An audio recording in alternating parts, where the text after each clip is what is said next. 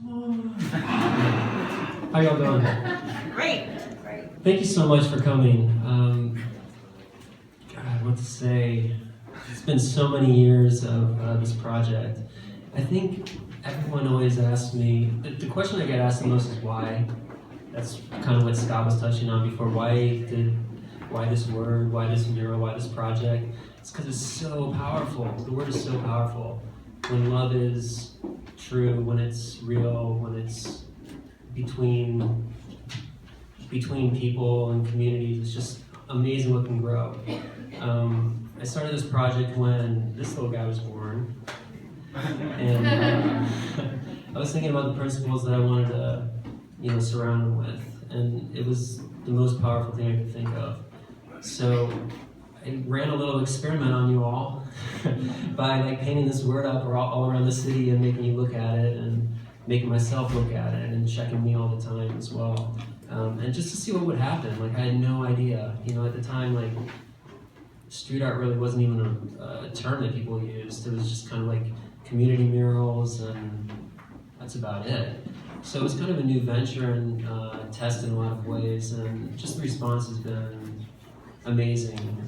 Most specific, my favorite thing about it is just seeing the variety of responses, the variety of ways people experience the project and know of love and describe that. The image was always supposed to be very universal. I took out all of the details to allow anyone to connect to it, really. Because it can be connected to by anyone. And I think we're seeing that here. So Scott already thanked Hannah and my parents. So I just want to thank you all as well for your support. So thanks.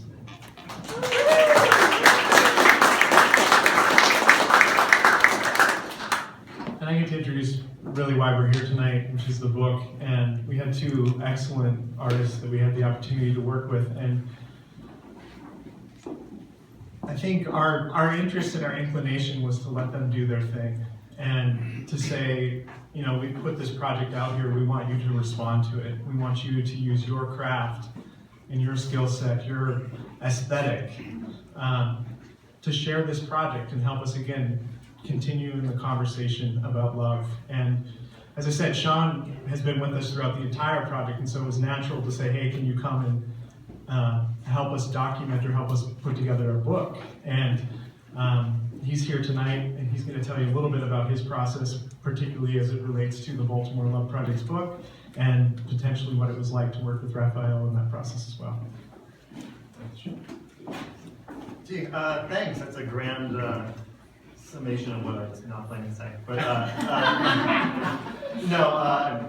they've already given great thanks to everybody, but I also want to thank everyone. It's been a 3-year process, and it's really great to actually get to share it with everyone. I've been sitting on these images. A few have leaked out on my website, but it's great to be able to share it with everyone.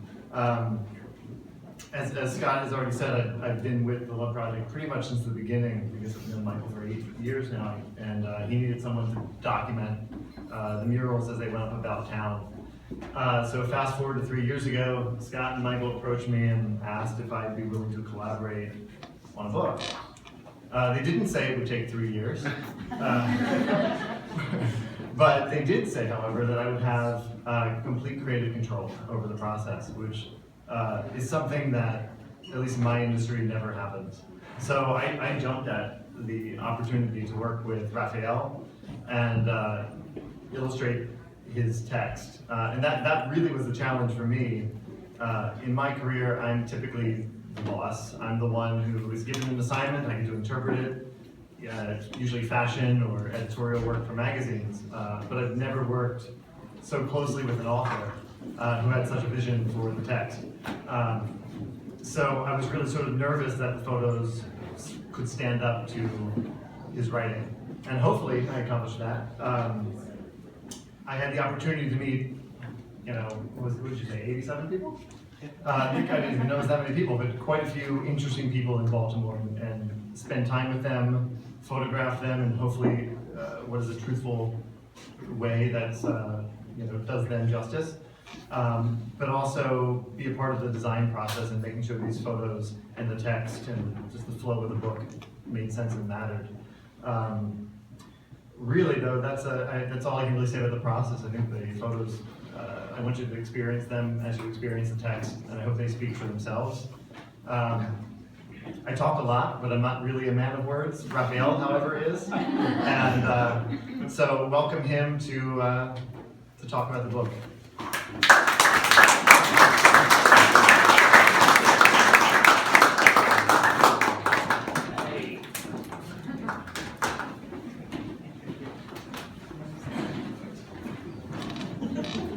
Hi, everybody. My thank yous obviously begin with Michael and Scott, and also Sean. I will echo what Sean said. If this had just been we need a book on how great Michael and Scott are, I would have asked for double, but I still would have done it. But they said right up front that I could write what I found, which is different than writing what you want. I was able to write what I found, which means there are some criticisms in here of this project and of the people behind the project, and Scott and Michael have enough integrity to maybe not agree with the criticisms, but agree with the idea that when it comes to art or love, we are not always all on the same page. But I'll tell you who is on page 88, my first wife.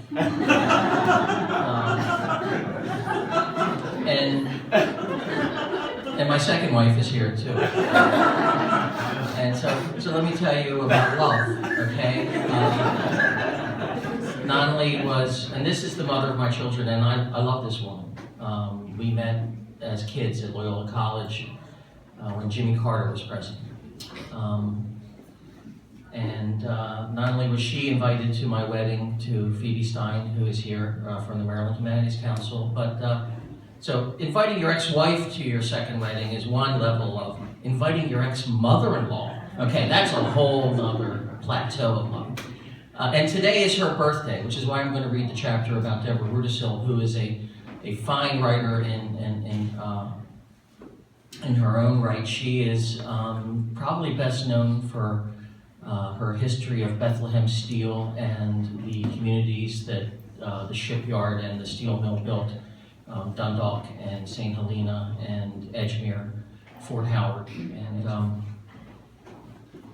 you know, I'm a former reporter. I got a lot of reporter friends here, so I could wax cynical if I wanted, or I could wax poetic. And there might be a little bit of both in this book. I think it's pretty well balanced. But for my money, I'll take love over booze and cigarettes any day. So this chapter is about the love mural in Dundalk, which is where Deborah is from. And today's her birthday. That's why I'm reading this particular chapter. And Phoebe and I went to visit Deborah this morning. And it starts off with a quote. She goes, "Some part of me will always remain a Dundalk girl." Deborah Rudisil, the product of Catholic schools and working-class parents who labored their way into the middle class, was born in the midst of Baltimore's post-World War II manufacturing prosperity. Much of the to and fro of her childhood took place along Holabird Avenue. Here's a trivia question if you want to win a beer or something later on. The Watergate defendants were housed at Fort Holabird in Dundalk before they were torn down. Deborah says, "I drove up and down that stretch of Holabird Avenue a million times growing up." Her coming of age was the early 1970s, an era of great Baltimore Orioles baseball teams, platform shoes, and the first time the United States began importing more steel than it produced. Even back then, it wasn't a pretty stretch of road by any measure, said Rudisil, of the area near Dundalk Avenue and the county line, where the love mural has gone up. It was crowded with the General Motors car plant once and the Lever Brothers soap factory. Mostly we went to that end of Holabird to get pizza, My best friends growing up were the Geisha girls, and their father, Mr. Mike, was a longshoreman who unloaded Chiquita banana boats. They went to Squire's every Friday night for pizza, and they always included me. Other families around young Deborah's Harold Road row house, just off of Wise and Merritt Boulevard, where the public library was her sanctuary, were also headed by men who worked in industries that no longer exist in Baltimore. All those jobs, said Rudisill, made for a very potent, cohesive community. Rudisill's father, Ralph, was a steel worker, as was his father, Elmer, and 3 of his 4 brothers. On a cold afternoon shortly before Christmas of 2013, Rudisill visited the Dundalk Love mural on the side wall of a liquor store. The mural is near the Dizzy Pleasure Club, and as a young girl, I always thought that all sorts of fun must have taken place at something called the Dizzy Pleasure Club. But it was a private club, and we weren't members. And if you want to peek into the less savory side of the way Baltimore breaks down along certain demographic lines, I can tell you later why the Dizzy Pleasure Club is a private club, and it's not a good reason. Eventually, through friends made while researching the Steelbook, Rudisill was invited to the club, whose intoxicating name had so intrigued her as a kid. The inside of the pleasure club did not live up to her childhood imagination. Just as love, even after its sting has humbled us enough times to know better, is rarely what we think or hope it will be. Personally, I've come to believe that love is work. Again, I'll quote Dostoevsky to you. The great Fyodor Dostoevsky, who posited that the world will be saved by beauty. He did not say the world might be saved by beauty, he said it will be saved by beauty, also tells us of love. In the late 19th century novel Brothers Karamazov, Dostoevsky calls upon a voluptuous and manipulative femme fatale to relate a fable called The Onion. The story goes that a wicked woman has died without leaving behind a single good deed upon the earth. The moment her soul has left her corpse, Satan's lackeys toss her into the lake of fire described in the book of Revelation. Quote, the lake that burns with fire and sulfur, which is the second death, which we commonly call hell. As the old woman flails in torment, her guardian angel watched and worried, wondering what good deed, maybe just one good deed, might give her a bit of God's mercy. Once the angel recalled, the old woman pulled up an onion from her garden and gave it to a beggar woman.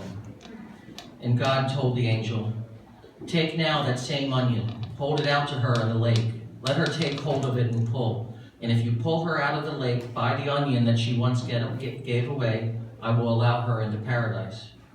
So here, says the angel to the woman in the lake of fire, take hold of this onion and I will pull you out. When the woman was just about out of the fiery lake, she saw that other sinners had grabbed a hold of her in their desperation to escape. As wicked as ever, the woman began to kick the others, shrieking, it's my onion, not yours. At which point the onion broke. The angel wept and went away as the woman fell back into the lake. In good times and in bad, very few onions broke in Dundalk. During long strikes and layoffs, steel workers gratefully accepted groceries from their union and local charities. When necessary, they reluctantly applied for food stamps. When Rudisill wrote Roots of Steel, she said, the people I was raised among were extraordinarily generous. You couldn't enter someone's home without being offered food or drink. Their love was unpretentious, direct, and brutally honest. If they like you, you'll know it, and if they don't, well, you won't be any doubt about that either. Although Rudisill experienced much love from family, friends, and neighbors, love is not, she said, quote, the word that symbolized Dundalk. The word that symbolized Dundalk was work, and the love of work.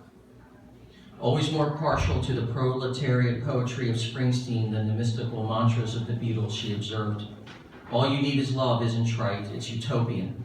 Love is enhanced by the ability to provide for one's family. And in Dundalk today, that's what's been lost. Thank you.